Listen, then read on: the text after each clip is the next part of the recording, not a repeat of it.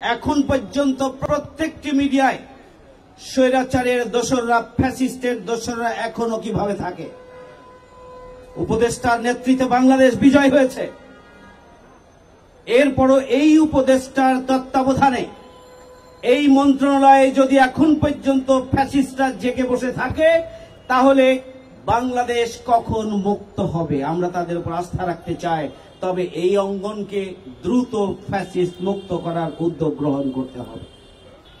ফ্যাসিবাদ বিরোধী যে চেতনা, সেই চেতনাকে ধারণ, লালন, চর্চা, অনুশীলন করেই আগামী দিনের নতুন বাংলাদেশের ভিত্তি স্থাপন করতে হবে এবং এই জন্য জনগণের গণতান্ত্রিক সরকার প্রতিষ্ঠা করতে হবে। সেই জন্য ঐক্যবদ্ধ থাকার কোনো বিকল্প নেই।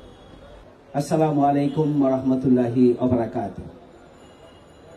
আমরা দীর্ঘদিন পরে এই ধরনের একটি গুরুত্বপূর্ণ আয়োজনে উন্মুক্ত ময়দানে প্রধান অতিথিকে পেয়েছি। আমরা তার কাছ থেকে প্রয়োজনীয় এবং গুরুত্বপূর্ণ বক্তব্য শুনব। বিশেষ অতিথিবৃন্দ বক্তব্য রাখবেন। আমি মাত্র কয়েকটি কথা বলতে চাই। প্রথম কথা হচ্ছে 1948 সালে জাতিসংঘের মানবাধিকারের যে সার্বজনীন ঘোষণা, যেখানে স্বাধীন মত প্রকাশের ব্যাপারে নির্দেশনা দেওয়া হয়েছে, এই আওয়ামী ফ্যাসিস্ট অপশক্তি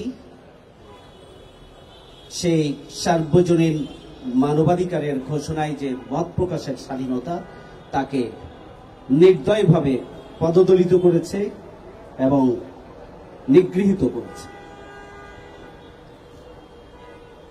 রিপোর্টার্স উইদাউট বর্ডার্স বলেছেন যে পৃথিবীর তৃতীয়াংশ মানুষ মত প্রকাশের স্বাধীনতা থেকে বঞ্চিত এবং এই বঞ্চনা বা বঞ্চিত যেসব দেশে যেখানে গণতন্ত্র নেই, গণতন্ত্র যেখানে নেই, সেখানে বাক স্বাধীনতা থাকতে পারে না এবং আওয়ামী ফ্যাসিস্ট অপশক্তি আমাদের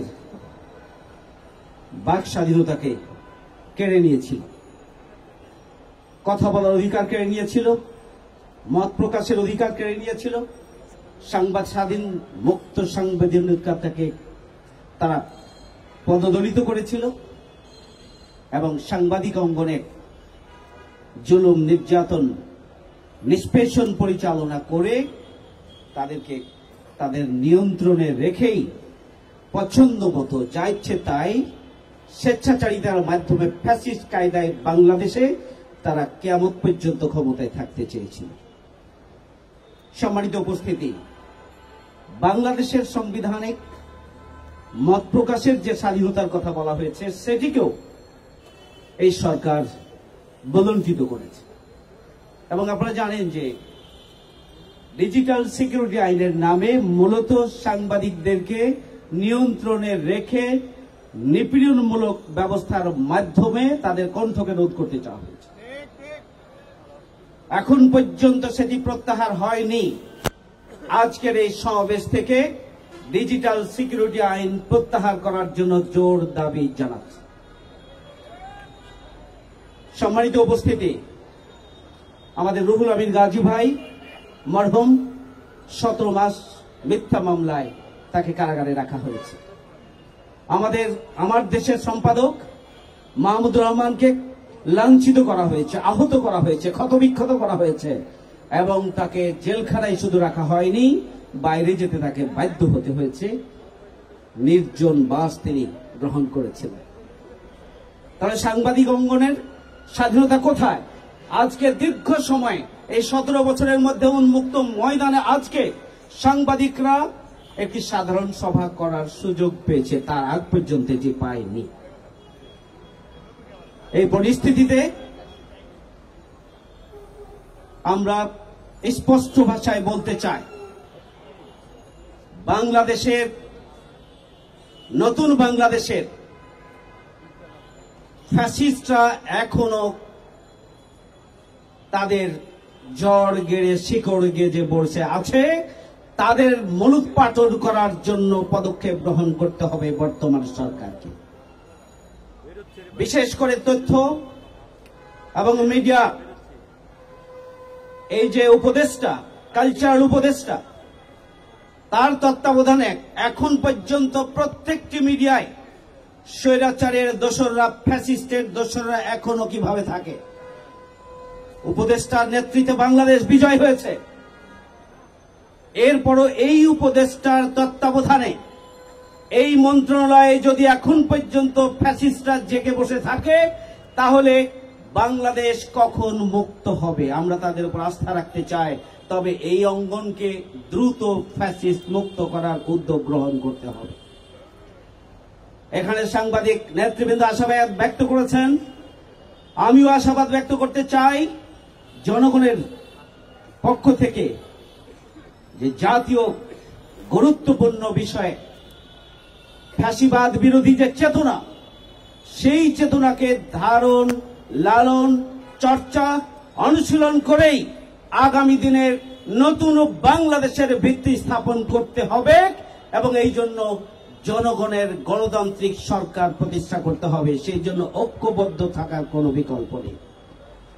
আমি ঢাকা সাংবাদিক ইউনিয়নের সম্মানিত নেতৃবৃন্দের প্রতি অনুরোধ জানাতে চাই এবং সরকারের প্রতি অনুরোধ জানাতে চাই, সাংবাদিকদের বেকার যারা রয়েছে, এই বেকার সাংবাদিকদেরকে তাদের চাকরিতে ফিরিয়ে দেওয়ার জন্য পদক্ষেপ গ্রহণ করতে হবে।